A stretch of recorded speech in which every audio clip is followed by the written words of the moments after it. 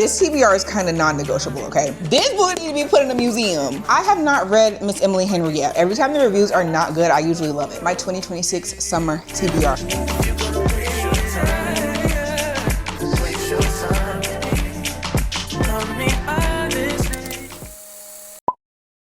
Guys, it has been such a hot minute since we just did a cute little sit down chit chat. And what better opportunity is there than to talk about all the books that I really need to get into this summer. Hi everybody, welcome back to the channel. My name is Kaitlyn. If you're new here, so happy that you found me and so happy that you're here. Summer is in full swing. Wait, wasn't the first day of summer yesterday? Today is June 22nd, so that must mean, am I tripping? Did I miss it? Did I fully miss the first day of summer? Hello, what was the first day of summer? The calendar don't know what the first day of summer was. Does Google know what the first day of summer was? Yeah, it was Sunday, June 21st. Why it was not on the Apple calendar, I do not know. But yesterday was the first day of summer, so what a perfect time to kind of get into the books that I must complete before the summer is over. They are summer themed. Well, most of them are summer themed, or I thought I would be cute and like do books that had like heat or the word hot or just some type of concept of things you would associate with summer in the title or the concept. So not only am I giving y'all book recommendations, but I'm also pretty much giving you guys my official summer TBR. And y'all, I am behind on my Goodreads goal. Okay, I want to say I'm like 15, 16 books behind on my Goodreads goal. So this TBR is kind of non-negotiable, okay? But I'm so excited and I really think I'm gonna be able to complete this for myself because I only have 15 books here, right? Yeah, and wow, that's perfect. That's the exact amount of books that I am behind. So I've got like 15 books here and I think I have a good little mix of romance, literary fiction. There's a memoir here. There's some class, like I got a good little selection here, okay? I think you should trust me. I think you should trust me. The vibes are set. I look like a camp counselor. We got Snoopy in the swimming pool on the TV. Like the vibes are here, the vibes are here. And I know you love it. So if you love it, why haven't you subscribed? Yeah, you already knew where I was going with that. Please don't forget to like, comment, and subscribe. I promise you, you don't want to miss any more videos from me. We're going to be doing some reading vlogs for some of these books that are in the stack too. So I know you want to see those as well. So go ahead and just do yourself a favor. Do yourself a favor and do me a favor. Appreciate that. Appreciate that. Okay, without further ado, let's get into the 15 books that I'm going to read this summer, my ultimate summer reading list, and my 2026 summer TBR. Let's get into it. Okay, we're starting off very simple, very obvious. I have not read Miss Emily Henry yet. I have never read an Emily Henry book, and Beach Read is the favorite among the few from what I can tell. Well, Beach Read and Book Lovers, we also have Book Lovers. I just don't have it on this specific list. I thrifted this copy from Goodwill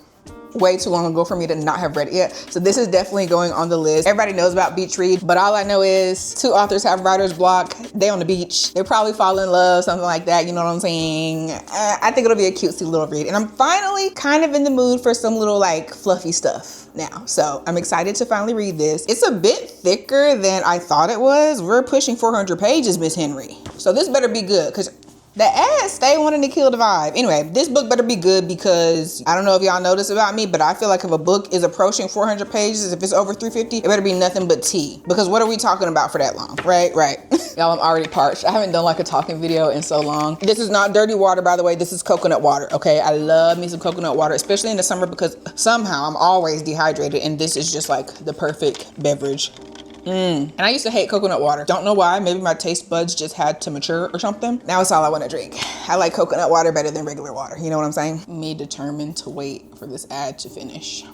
Oh, I can fully skip that. Okay, the next book, I don't know why, I just kind of gravitated towards it. It's not really summer themed, but it was giving summer read. And it's crazy because one of the testimonials on the front literally says a great summer read. Kristen Hanna said that. So this next book is How to Stop Time by Matt Haig. A lot of these books I don't really know much about, okay? I love to go into a book blind. I love to be surprised. I love to go in with no outside opinions. I don't really, you know, obviously I'll take a book recommendation here and there, but I love to just not know nothing about a book. I love for a book to call me rather than somebody to tell me to call a book, if that makes sense. But this book is about our main character, Tom. Very basic name, but Tom here has just Tom has just moved back to London to settle down and become a history teacher, but while he may look like an ordinary 41-year-old, owing it to a rare condition, he's been alive for centuries. He has lived history firsthand, performing with Shakespeare, exploring the high seas with Captain Cook, and sharing cocktails with Fitzgerald. Now he just wants a normal life. Unfortunately for Tom, the Albatross Society, the secretive group that protects people like him, has one rule: never fall in love. But on his first day, he meets a captivating French teacher who seems fascinated by him. And now the one thing Tom can't have just happens to be the one thing that might save him. Y'all, it's giving a love song for Ricky Wilde, but like French and la-di-da. You know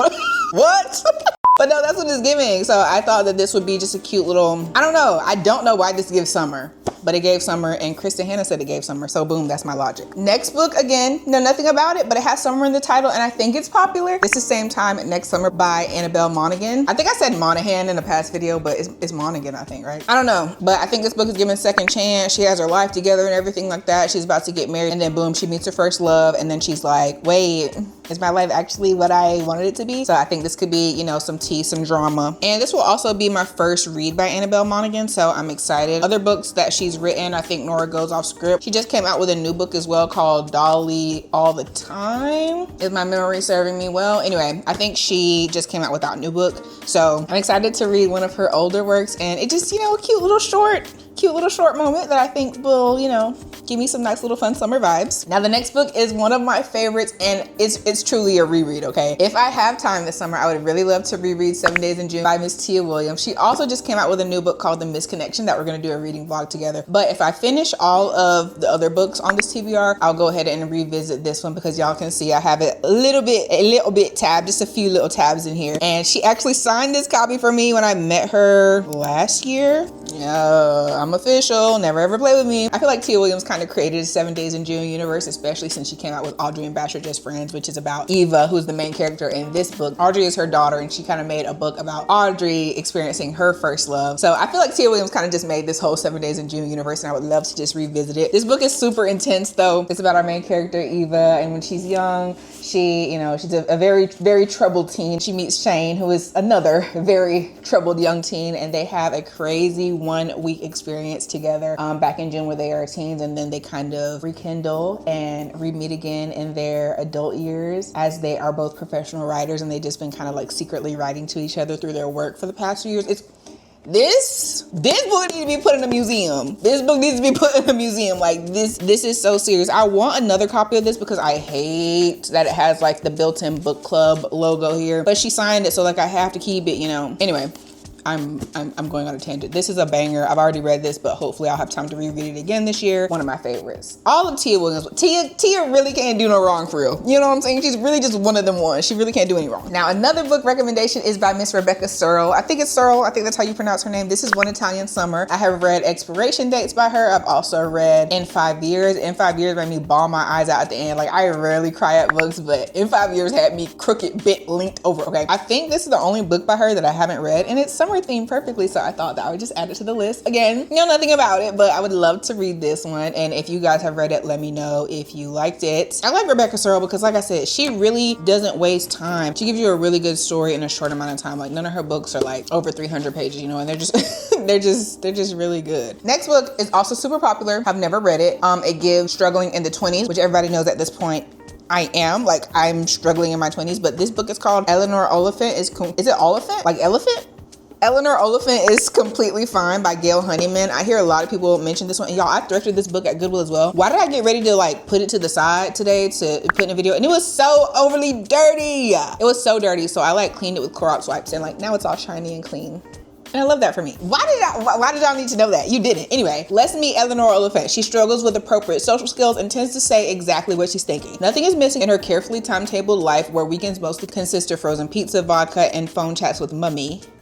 But everything changes when Eleanor meets Raymond, the bumbling IT guy from her office, whose big heart will ultimately help Eleanor find the way to prepare her own profoundly damaged one. Aw. Smart, warm, and uplifting, Eleanor Oliphant is Completely Fine as the story of an out-of-the-ordinary heroine whose deadpan weirdness and wit make for an irresistible journey as she realizes the only way to survive is to open your heart. That's so cute. But I think this will be really interesting. And again, I'm really into just like, I feel like nobody accurately depicted what the 20s would be like. So any stories that I feel like will kind of give me that, I'm down for it and I'm gonna read. So we're adding this to the list. I want to say Kalila, if y'all know her, she's a booktuber. She recommended this a long time ago, I think. If she didn't recommend this, I am a liar, ignore me. I'm really not a reputable source. I think you should trust me. But I think she recommended this, and I feel like me and her have similar reading tastes, low-key, because she reads some of everything, I read some of everything, very much mood reader vibes. But yeah, I'm excited to try this one this summer. Next book I solely bought because the cover was fire, and I really love like a silicone texture on a book. I promise you this, I fully choose my books based off of covers. I have no clue what this is about. This is called Hot Stew by Fiona Mosley, but like, look at that. Oh, is that not the prettiest cover that you ever did see? If you're new here, I study graphic graphic design in college, so like typography, color palettes, imagery. I'm like so into the design of books too. So like I will fully buy a book just because it looks good, even if it sucks. I literally wanted to keep Cleopatra and Frankenstein by Coco Mellors because the cover was so tea, even though I hated the book. Like I love me some book cover design. Anyway, let's see what this is about. In the middle of the bustle of London Soho, among the theaters and sex shops and pubs, there sits a building. Period. It's about a building. It isn't particularly assuming, but its location is prime, and Agatha Howard, a millionaire with a fortune of mysterious provenance, has decided it's the perfect spot to put up luxury condos. First, though, she has to kick out all the tenants. Gentrification? And Precious and Tabitha, two of the women who live and work in a brothel house in the building, are determined not to go quietly. Okay, so like I said, gentrification, what? A colorful assortment of other characters also find themselves caught up in the fate of this property. Robert, a one-time member of a far-right group and enforcer for Agatha's father, Bastian. I love that name, Bastian. I know it's like short for Sebastian. A rich and dissatisfied party boy who pines for an ex-girlfriend, Jackie, a policewoman intent on making London a safer place for all women, and Cheryl, one of the many homeless people who occupy the basement. As their lives converge, surprising hidden connections are revealed, shadowy pasts are uncovered, and the fight over the property boils over into a hot stew. Hot Stew confronts questions about wealth and inheritance, gender and power, and the things women must do to survive in an unjust world.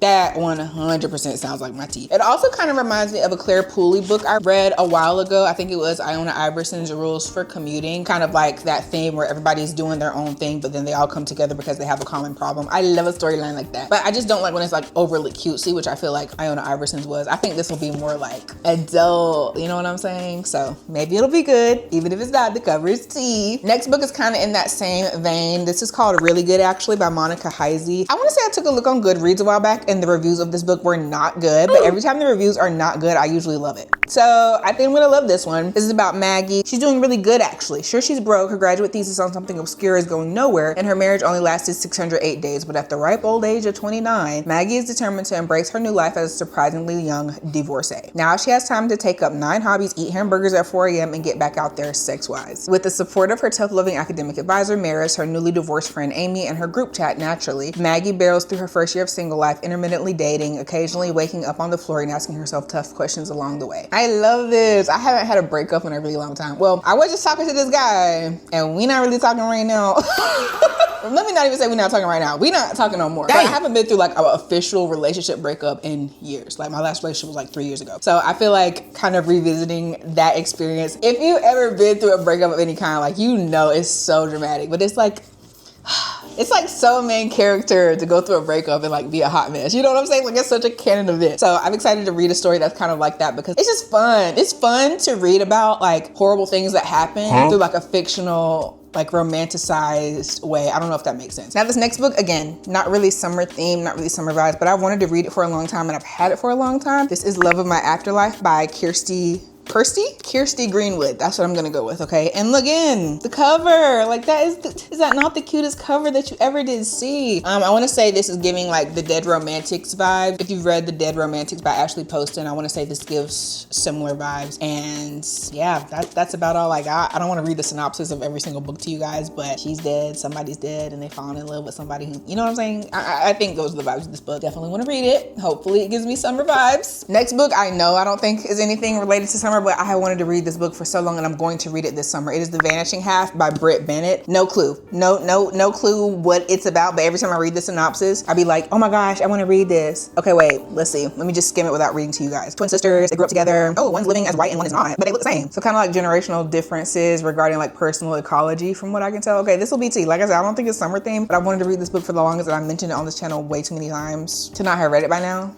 So like, I need to just knock it out, you know what I'm saying? Next book, I've also said on this channel that I wanted to get into James Baldwin, so I picked up If Beale Street Could Talk. I think this is gonna be my first James Baldwin book because it kind of like, it gives tea, you know what I'm saying? Even though it's a classic work of fiction, I feel like it would just give tea. Like, listen, I read the first page in Barnes & Noble and it really sold me. Listen to the first page. The first part of the book opens like this. I look at myself in the mirror. I know that I was christened Clementine, and so it makes sense if people call me Clem, or even come to think of it Clementine, since that's my name, but they don't. People call me Tish. I guess that makes sense too. I'm tired and I'm beginning to think that maybe everything that happens makes sense. Like if it didn't make sense, how could it happen? But that's really a terrible thought. It can only come out of trouble that doesn't make sense. First of all, have I not been talking like that like this whole video? That's how my brain works. These are the kind of thoughts that I have. And I think I read like a couple of more pages in when I was at Barnes & Noble, and somebody pregnant. Somebody got some tea in here. I didn't read that far into it, but I want to say there was tea like within the first few pages. And yeah, I think it's about time for me to read some James Baldwin. I'm 26. I need to get into some Baldwin, so that's what I'm gonna do with this book this summer. The next two books are not really fiction. They're more like it's a memoir and then a self-help moment. This is Everything I Know About Love by Dolly Alderton. This one is super popular. Everybody says it's a memoir that's kind of written like fiction, so that's kind of what drew me to it as well. Again, the gorgeous cover. And this book is Labor of Love by Maura Weigel, The Invention of Dating. I'm very much into love and dating these days, okay? Because like, what really be going on? What really be going on? The guys are confusing. The girls are angels. Like, I just really, I love a good book about anything about the 20s experience, anything about love, anything about dating, anything about, you know, your mental health, that's my tea when it comes to self-help and nonfiction books. So yeah, I got both of these books from half price a while ago, and I wanted to read them for a while, so I'm adding them to the summer TBR just to kind of give me a little educational palate cleanser and a break from the fiction goodness, you know. This next book is pretty popular right now. It's Heart the Lover by Lily King. Y'all, I got this book from Marshall's for $12. Look, I'm gonna find a book wherever I go. But Lily King wrote Writers and Lovers First, which I'm like, should I read that first? Are they connected? I feel like they are. They kind of have similar titles. So I don't know. I'm not gonna read it first. So hopefully it makes sense. I'm not reading Writers and Lovers First. I'm just gonna read this one. But the first line on the inner flap says, "You knew I'd write a book about you someday." That's so me coded. I'm gonna write about somebody one day. Like, too many men have ruined my life for me to not write about them one day. No, I'm just playing. I feel like this would be a good quick read. And I also really love how like there's not that many words on each page. The margins are mad thick. So like, hey, maybe that's crazy for me to be looking at, but y'all, I don't want a book to be intimidating. I love to read, but I don't want the book to be intimidating. Y'all let me know if that's you too. If there's too many words on the page, if the words are too tiny, if it's too thick, if there is not a page break in between chapters, I don't want to read it. Because like, I'll say like my sweet spot is like here go them ads again. My sweet spot is like 250 to 300 pages. Anything over 300 pages, I'm like, all right, what are we talking about? Okay, the last book that I have on my summer TBR is Hot Air. Who is this by? By Marcy Dermansky. First of all, again, y'all already know I'm gonna say something about the cover. The cover is so tea. I promise I read books based off of the cover. I will fully buy a book just because it looks good. But like, the cover is so tea. This book is about our main character, Joni, I believe. And then she kind of like rekindles with her childhood best friend who turned out to be a millionaire, right? And then suddenly she like starts back talking to this billionaire bestie from her childhood, and a hot air balloon crashes in his swimming pool. He has a swimming pool because he's a billionaire. Yeah, so I explained this all the way wrong. The main character is on a first date with a whole nother man, and then her childhood crush, who is the billionaire, crashes the date that she's on. He's rich. He has a hot air balloon, not a swimming pool. Oh my God. And then like all this drama just ensues. She's like, do I like the billionaire? Do I like the billionaire's what? Like, I really don't know how we're gonna get to where we're getting with this, but the synopsis sounded like it was tea, so I wanna add this to my TBR. And also, like, doesn't this low-key remind you of like Bad Case of Stripes? Like all the colors? No? Okay. Anyway, I just want to do a really quick short talking video for you guys today. All the books that I plan on reading this summer, I really hope you enjoyed. I want to know what you plan on reading this summer, okay? This is Smart Girl Summer. We're not getting stupid this summer. We're keeping our imaginations fired up and running, cooking, okay? We're going to keep reading, we're going to keep learning, and we're going to keep being fine. All right, so tell me in the comments what books you want to read. Tell me if you want to read any of the books that I showed today. Let me know if you want to see reading vlogs for any of the books specifically that I showed today. And I'm going to see if I can make it happen, because like I said, I want to do a lot more reading vlogs and reading challenges this year. So yeah, get to yapping in the comments, please. Anyways, I really hope that you all enjoyed. Please, please, please don't forget to like, comment, and subscribe. I beg you every video, just like, comment, and subscribe. Please, please. And that's all I have for you guys today. Per usual. Thank you so much again for watching. And I cannot wait to catch you in my next video.